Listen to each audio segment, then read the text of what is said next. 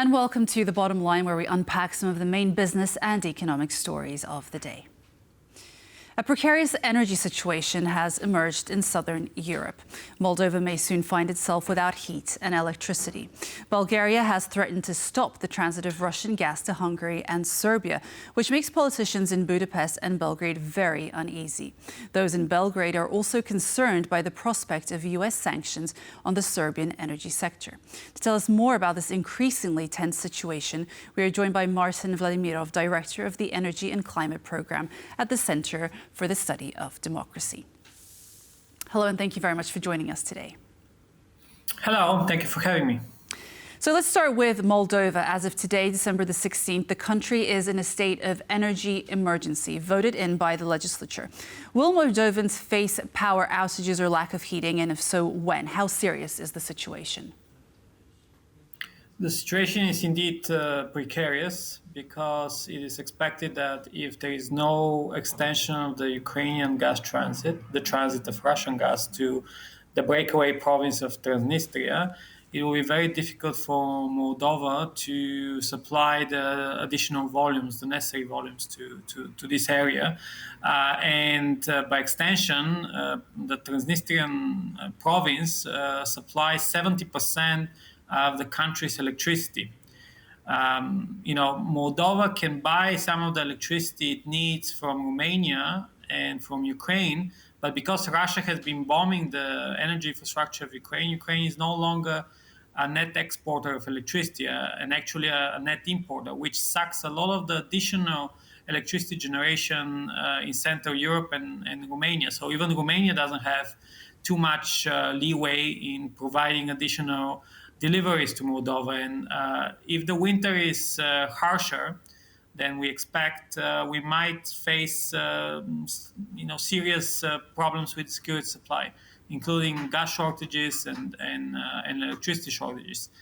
Having said all that, I believe that because the situation is so difficult, Ukraine, which has been thinking about whether to extend the gas transit somewhat in 2025, might have now an excuse to work out a solution with Gazprom, at least temporarily.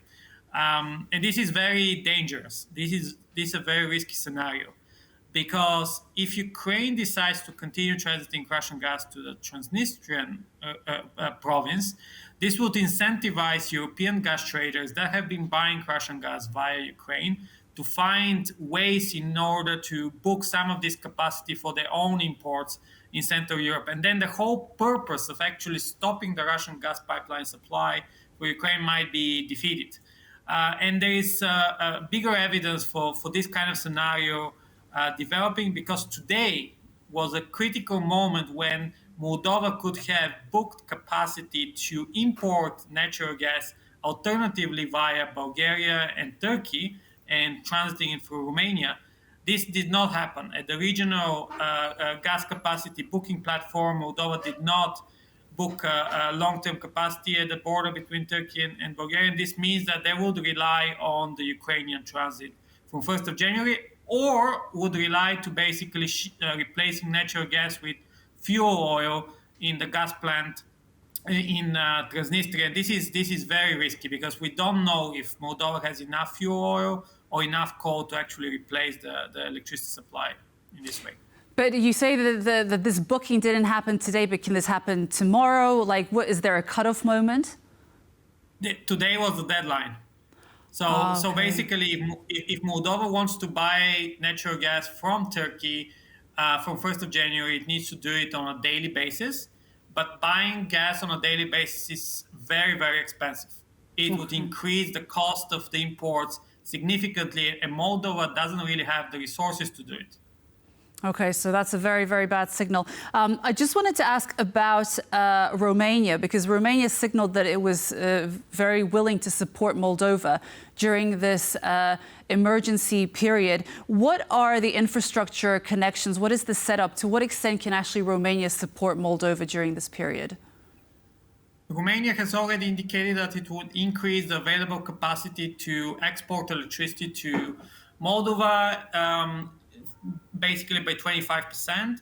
They will try to also use some of the non-usable electricity lines that have not been really commercially viable so far to provide additional power to Moldova. And also Romania will use some of the gas stored in the Romanian gas storage facilities to basically export to Moldova in the core of the winter. But these volumes are not enough to get Moldova through the whole winter.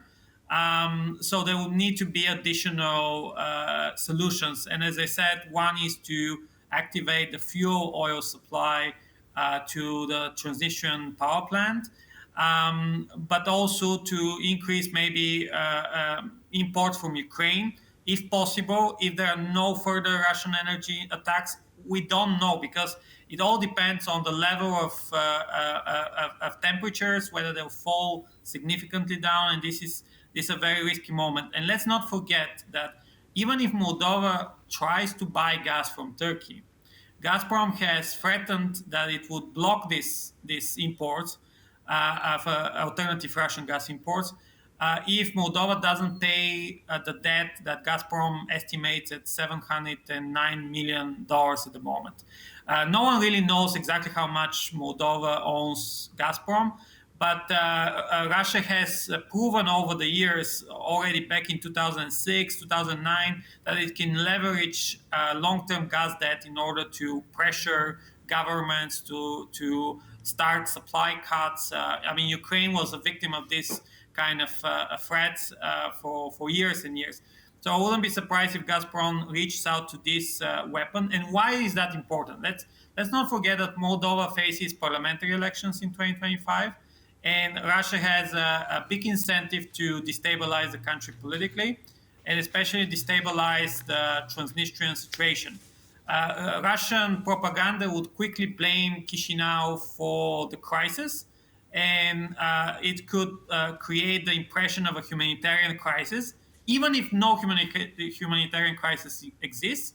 If the impression under the Russian propaganda channels is similar, then it could activate separatist kind of activities. I'm not saying that we're going in this direction necessarily, but Russia has all these instruments at hand, and it can use that also to influence the whole debate around the transit of Ukraine. They can raise the humanitarian concern in order to pressure the EU to pressure Ukraine to continue the transit of Russian gas. I wanted to ask now about Hungary and Serbia. How dependent are these two countries on the Bulgarian transit of Russian gas? Because Hungary doesn't seem too concerned. Serbia, on the other hand, is becoming increasingly anxious about what is happening.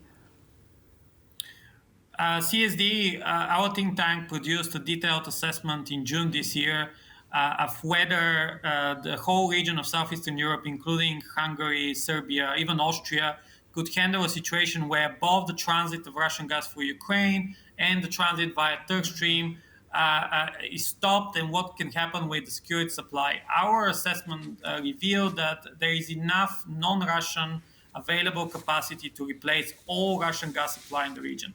It would create shocks, it would probably increase prices, but physically it is possible for Hungary to fully replace Russian gas overnight. Serbia as well, it is in a bit more difficult situation, but over the last decade, the countries in the region have built a number of interconnectors, which allow Serbia to basically also import alternative non-Russian gas via the LNG facilities on the Aegean coast in Greece and in Turkey. And Bulgaria can facilitate this alternative transit of gas. However, both Serbia and Hungary would most likely prefer to continue buying Russian gas via Turk Stream. The problem is that so far, Gazprom has not really proposed an alternative payment scheme under the transit contract between the Bulgarian gas operator, Bulgartransgaz, and Gazprom. And the payment goes through Gazprom Bank. And as you mentioned in your reporting, Gazprom Bank is under sanctions. And basically from 20th of December, all payments via Gazprom Bank will be frozen. And Bulgartransgaz cannot receive this money. Mm-hmm. Although Bulgaria benefits a lot from Turk Stream and would love to continue transiting gas, I think the Bulgarian government is not going to risk evading sanctions directly. So apparently there is no solution. I mean, the Hungarian foreign ministry said the solution is already agreed. The Bulgarian energy minister responded by saying that's not really true. We don't know exactly what's going on yet because we haven't been informed by Russia and by Gazprom. So I think everyone is waiting for a signal also from the US, whether some kind of an exemption would be facilitated. This seems more and more unlikely. So someone has to risk. So basically, no solution is without a risk of secondary sanctions, including sanctions on European-based banks. For example, the bank that receives the transit revenues from Gazprom Bank in Bulgaria is Unicredit, the Italian major bank. It is a financial institution which has been embroiled with business with Russia over the years, and it is one of these banks that risks mostly secondary sanctions from the US government, and I don't think this is a risk worth taking. So I think there is a lot of unclarity right now about the situation. Okay, Marcin, it's been great having you. Thank you so much for your insight on this complicated issue. Thank you so much for having me. And that was Marcin Vladimirov, Director of the Energy and Climate Programme at the Centre for the Study of Democracy. Thanks so much for joining us today. I was your host, Marie Cato. Join us every weekday for Business Arena at 5 p.m. CET on TVP World. For the latest in regional business, follow us on X and on tvpworld.com. And for more news and features, stay with us on TVP World. Goodbye.